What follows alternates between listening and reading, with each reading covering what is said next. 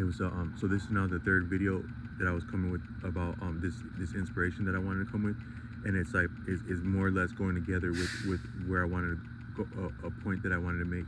So in that first video, I was saying that like in some of my past, I've been introduced to like faith circles like as a young person, like very young, like in the middle to latter part of high school.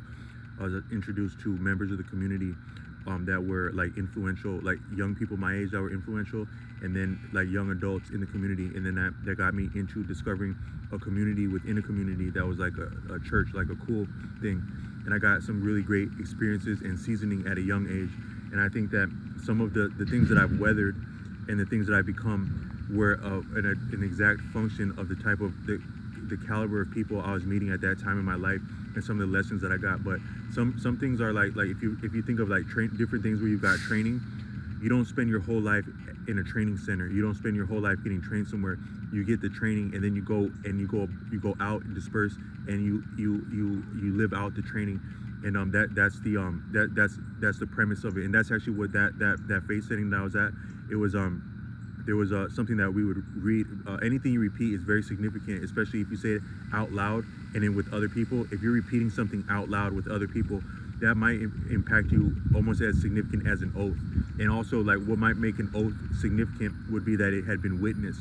But even if you were by yourself to swear an oath, you're still a witness of your own oath, and what you're swearing to or by is also a witness with you.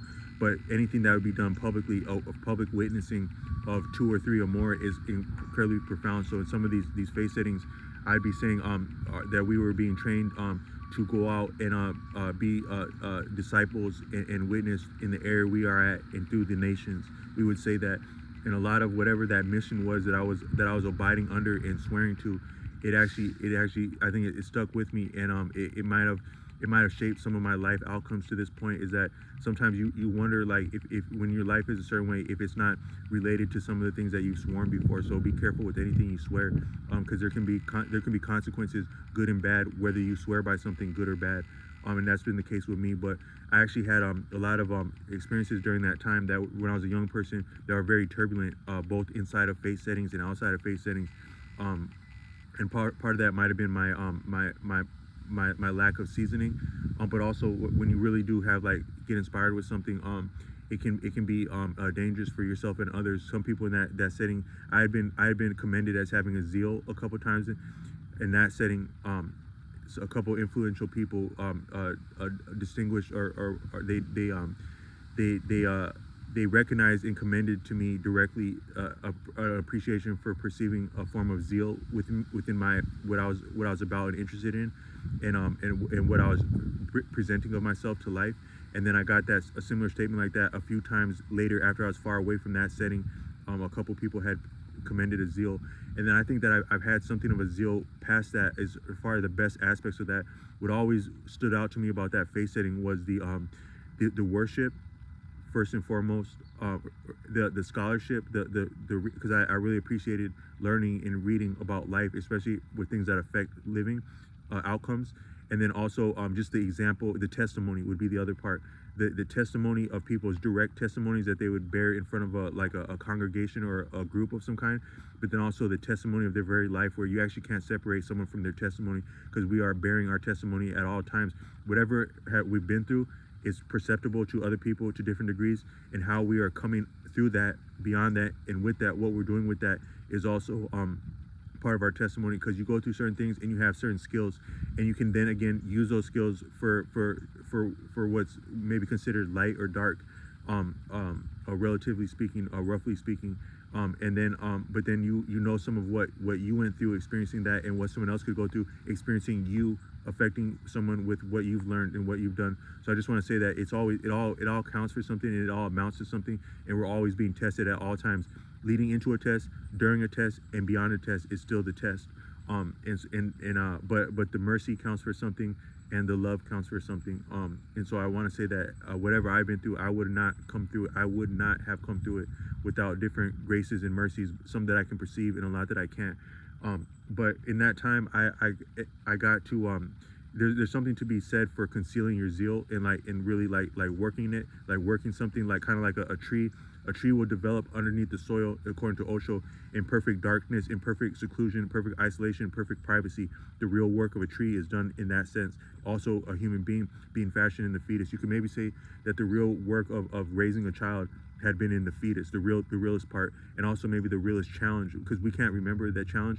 According to Arthur Avalon, who speaks about traditions of the East, is that when a human being comes into this life, they are constituted as a reflection of and a function of different things that are called different marks that are made different marks of like when we have an experience of any kind, our body is so subtle. Like if you can, they would say things like muscle memory, but muscle memory is way deeper than what we would call muscle memory. That's like the most superficial, gross, forward, above ground presentation that we can perceive of influence. But actually, all that we experience is it's impacting us deeper and deeper and deeper till you go to finer layers like the nervous system, the muscle, the blood, but then even to like what you call etheric, which is that wouldn't be appreciable as matter, although it's as real and consequential as matter. That's not necessarily the same as spirit, but it's all spirit is within all layers of that, as the breath would be like the spirit, the shared life of all things. That's some people, according to India, that'd be the prana. It's the actual living essence within the air. That it's much deeper than what we consider scientifically in terms of oxygen, nitrogen, and whatnot. That'd be the most superficial man's conception of what's this life force that's connecting all things and exists on different levels and has different functions. That's the prana, but you could also say that's air, spirit, breath, according to Tashrik Bey. But then the etheric part of our body it's a subtle layer of our body.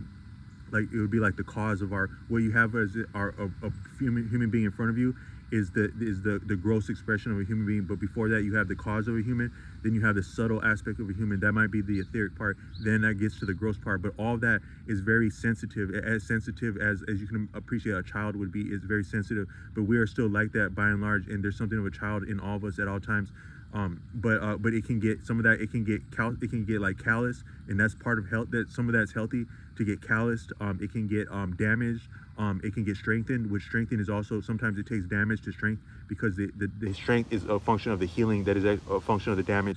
But we have so many impressions, mental impressions, emotional impressions, spiritual impressions, for lack of a better word, physical impressions, that the muscle memory would be our physical, a combination of our physical impressions, our mental impressions, and then maybe even emotional too, because if you're being trained for something, there'd be an emotional component, like when you're being trained to do something difficult, that you would perceive as your physical, your muscle memory. But it's very sophisticated. Like if you've seen some of the videos that I do where I'm playing like with the fingers of the guitar, a lot of that I can feel what I do and I intend to do it, but it's not entirely conscious, because if you slow down enough to be conscious about it, you couldn't do it fluently. And I'm not, but it's not good to compare artists or skills in art are not something that good to compare, because it's so personal. But I still have much to develop and improve. But I'm just saying that some of that is an example of that's actually the subtler impressions that are left on a person that allows a person to do that. And these would be called samskaras in terms of in India.